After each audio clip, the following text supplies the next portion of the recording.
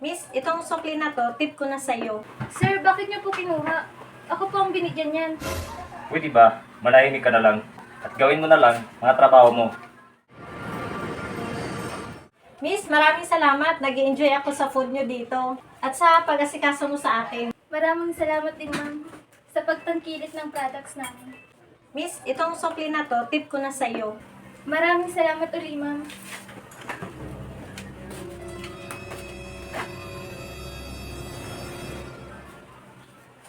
Sir, bakit niyo po kinuha?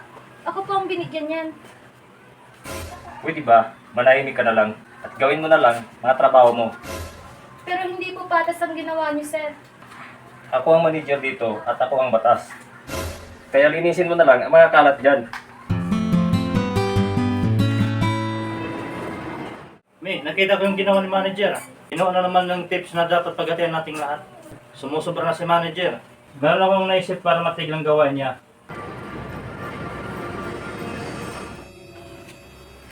Ni Rodel, anong nangyari sa inyong dalawa?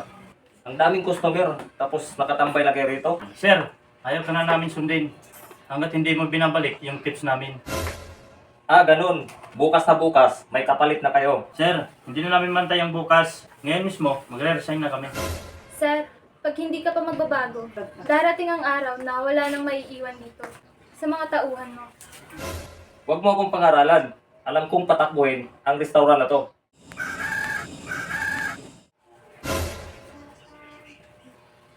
Nasaan na yung mga tauhan? Bakit parang wala nang pumasok maski isa? Nako, lagot ako kay boss nito. Manager Dong, ano nangyari? Ang daming customer sa labas, wala man lang nag-asikaso. Tapos, yung mga tauhan mo, nakaupo lang sa dining table. Ah, sige boss, ayusin ko lang yung problema na to. Ako nang bahala nito boss. May, Rodel, baka pwede naman kayo bumalik sa trabaho. Sir, hindi mo na kami tauhan ngayon. Mga customer nyo na kami dito. At isa pa, tinanggal nyo na kami sa trabaho namin. Sir, babalik lang kami sa trabaho namin sa isang kondisyon. Ibalik mo lang sa amin ang tip. At mangako ka na magbabago ka na. Sir, pangalawa, dapat hati-hati tayo sa tip. Pangatlo, kailangan yung humingi ng tawad sa amin. At sa ibang kasamahan namin. Unang-una, patawad sa nagawa kong panglalamang sa inyo. At sana, mapagbigyan niyo ako sa aking kahilingan. Asahan ko kayo bukas dito sa trabaho.